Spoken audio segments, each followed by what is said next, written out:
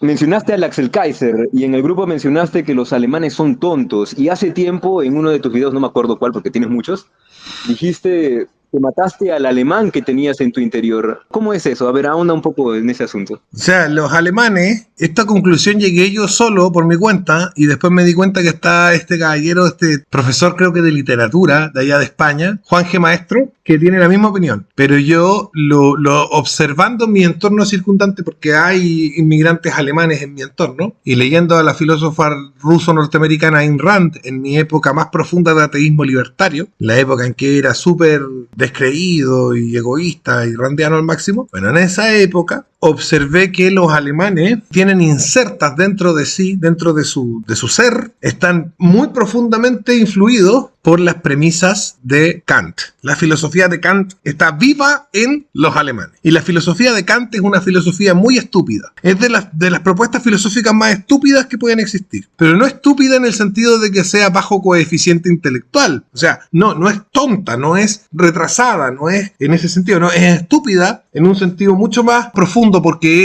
es Asperger, es autista, como el propio filósofo que las formuló, ¿no es cierto? Que era un tipo que los relojeros se fijaban en dónde estaba parado Kant para poner los relojes a la hora porque Kant hacía exactamente lo mismo, exactamente a la misma hora todos los días. Entonces era una especie de robot. Él, en su vida diaria, era una especie de robot y la filosofía que plantea no es una filosofía que tenga que ver con seres humanos que viven en el mundo real, con todo su caos, con toda su indeterminación, con esta ignorancia irreductible del futuro. No sabemos lo que va a pasar, no tenemos idea, ¿no es cierto? Eso es lo que nos pasa a los seres humanos, no sabemos lo que va a pasar mañana. Cuando nos acercamos a una mujer, por ejemplo, a decirle, ¿quieres casarte conmigo? No sabemos lo que nos va a responder. Esa es la realidad, ese es el ser humano que habita la realidad. Está siempre un poco agobiado, hasta cierto punto agredido por esta capacidad que tiene la realidad de indeterminarse y de mostrarse enigmática y de mostrarse ciertamente caótica. Y lo que nosotros llamamos inteligencia es la capacidad de entender ideas abstractas, pero también tiene que ver con alguien que es capaz de navegar esa complejidad de caos, de multicausalidad y de multifactor que tenemos en el mundo. Vivimos en un mundo con muchos factores y con muchas causas y entonces necesitamos navegar eso. Un buen ejemplo que siempre me relataba mi abuelito Jaime, que en paz descanse, él me decía lo que pasa con las ambulancias en Alemania. Las ambulancias no pueden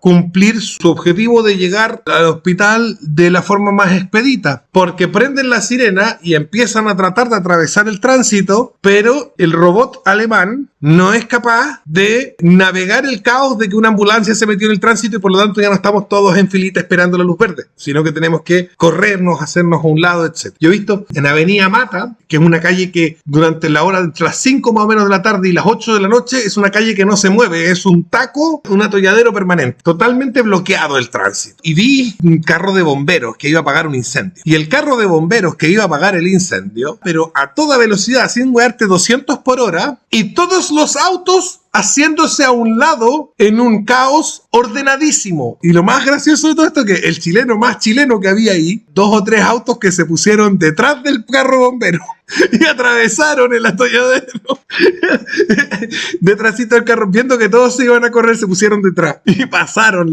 todos los semáforos. Todo. Eso es la forma de ser caóticamente ordenada de estos pueblos que yo llamaría intermedios, ¿no? Están los pueblos de abstracción y orden puro que son casi platónicos y todo es como un cubo imaginario y en la realidad nunca hay un cubo perfecto o una esfera perfecta, y esos son los pueblos germánicos. Son tontos de esa forma. Y muchos asiáticos también son pueblos que son tontos de esa forma. Y después tenía los pueblos que son más los tropicales y los africanos que son tontos de la otra forma. ¿Cuál es la otra forma de ser tonto? Bueno, muy animal, demasiado en el ahora, y en el pueblo intermedio lo que tienes tú es una abstracción limitada y una capacidad de navegar el caos de la realidad de forma más o menos ordenada. Y eso es lo que yo encuentro que demuestra muchas cosas de nosotros, demuestra muchas cosas de ellos también, por cierto, y me parece que, bueno, que es algo que tenemos que rescatar y que no tenemos que evitar ser como los alemanes. alemanes. ¿Y por qué digo que tenemos que evitar ser como los alemanes? Porque los alemanes, en este mundo de abstracción, los germanos en general, en este mundo de abstracción, de perfección que no está aquí, sino que está en la cabeza, y que a fuerza de voluntad algo de esa perfección traen a la realidad, no hay que negarlo, ¿no es cierto? O sea, los trenes llegan a tiempo en esos países, llegan exactamente a la hora, pero también está el no vivir, el vivir como en un mundo ilusorio, y entonces no puedes hacer un análisis correcto de la realidad. En Chile padecemos del mal de la germanofilia. Cuando en Chile la gente conoce a alguien que es alemán o nórdico o inglés o gringo, la gente automáticamente sufre de un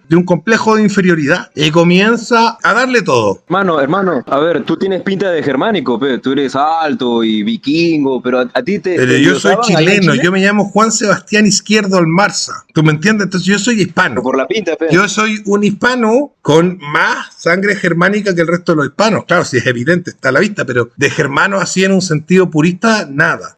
Pero claro, pero todos los hispanos tenemos algo de germanos, porque los españoles estuvieron muy relacionados con los alemanes. Acuérdate que en España gobernaban los Habsburgos, y los Habsburgos gobernaron Austria hasta la Primera Guerra Mundial, y venían de las familias borgoñesas, que es lo que hoy en día es Holanda y Bélgica y el norte de Francia. Todas esas zonas alemanas estaban políticamente muy emparentadas con los españoles, igual que como lo estaban el sur de Italia y el norte de Italia por el lado del Imperio Germánico, que también estaba emparentado mediante la familia Habsburgo con los españoles, las colonias y todo esto. La gente piensa, somos mestizos de peninsulares con indígenas. No, somos mestizos de todos los países de Europa, casi con lógica, más predominantemente los peninsulares, pero no exclusivamente los peninsulares. La presencia de genética germánica siempre ha estado en los pueblos mediterráneos. O sea, eso de pensar que los mediterráneos son como una raza aparte, no es así. Son un pueblo distinto porque siempre han sido mezclados. Los mediterráneos, tanto si los miramos como los de Italia, los de Grecia, los fenicios, etcétera, siempre han sido pueblos mezcla. No hay discusión. Siempre han sido pueblos mezcla. Y siempre han tenido elementos germánicos. Los dorios, por ejemplo, que son un componente importante del pueblo griego, los dorios eran germanos. Y se llegan y se mezclan con los aqueos y con los jonios y se va formando esta etnia que son los griegos y que, claro, tienen rulitos porque son mediterráneos, pero son blanquitos, son altos, tienen de todo. Entonces, vas a encontrar en Colombia, vas a encontrar en México gente más rubia y gente más morena, vas a encontrar en Chile gente más rubia y gente más morena, y estoy 100% seguro que en Perú hay gente rubia. Reitero, el tema de los germanos tiene que ver no con un tema racial. El germano no está mal porque su raza esté. Lo que pasa es que el problema es que son un pueblo que está tan profundamente por tantas generaciones, desde el siglo XVII y XVIII en adelante, han estado por tantas generaciones imbuidos total y completamente de la filosofía de Kant, han estado tan llenos de Kant por todos lados, que es súper difícil que un alemán deje de pensar así. Entonces nosotros los chilenos tenemos la desventaja de que como Chile ama a los alemanes por sobre todas las cosas, es el primer mandamiento del chileno, amar a los alemanes por sobre todas las cosas. Entonces nosotros tenemos políticos alemanes por doquier y por miles. Eso es lo que más tenemos, políticos alemanes. ¿Qué significa que tengamos políticos alemanes? Significa que los alemanes son diputados, que los alemanes quieren ser presidentes. ¿Qué es lo que uno se encuentra en estos alemanes? ¿Cuál es el problema? Es que viven no en este mundo, sino que como están en esta cuestión kantiana, viven atrapados, envueltos en el mundo de las leyes. Están totalmente cubiertos por el mundo de las reglas. No, es que lo que pasa es que el artículo tanto del código no sé qué dice no sé cuánto. ¿A quién le importa? En los abogados se nota mucho. Los abogados chilenos que son de origen germánico, que son de familia germánica, apellido alemán, no pueden hacer bien su trabajo, digamos. Para defender hay que ser un poco más,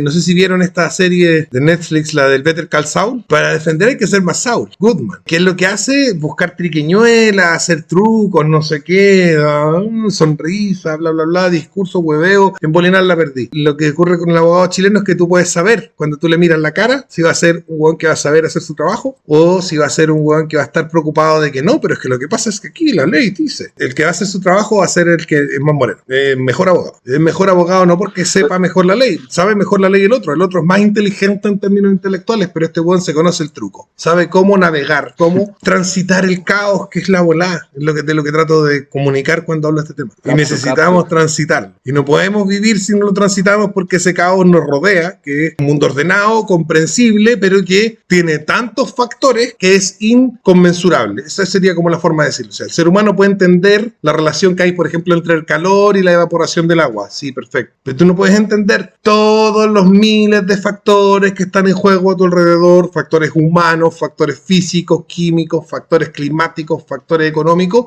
No puedes meter toda esa información en tu cerebro. Entonces tienes que ser capaz de mirar señales, actuar rápido, instinto, ¿no es cierto? Y todo eso. Bueno, estos buenos no son así. Y eso es lo que yo encuentro que es tonto de ellos. Yo digo que el Johannes o el Axel o el Cast son tontos, no me estoy refiriendo a que su capacidad intelectual no sea suficiente. Su capacidad intelectual es suficiente para entender complejos libros de filosofía. Lo que no es suficiente para entender es cómo, por ejemplo, llevar adelante un diálogo con un asaltante. Esa parte no la pueden hacer.